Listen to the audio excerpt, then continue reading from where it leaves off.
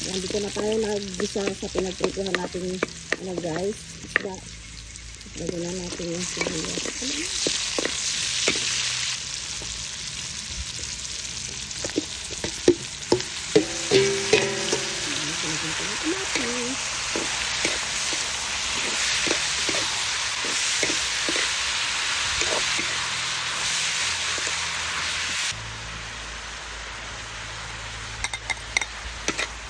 Lagyan natin yung pampalasa nyo guys.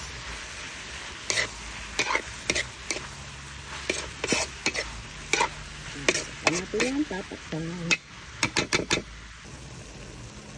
Lagyan natin na. Okay, konti lang guys. Ay, namin.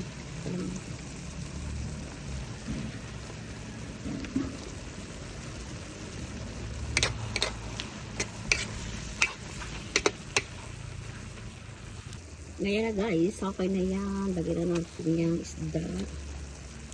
Ayan.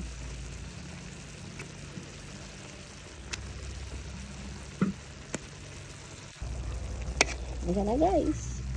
Ang ating sasarong isda guys. Ayan, okay na guys. Ready to serve na po ito guys. Thank you guys for watching. Like, share, and subscribe. Bye.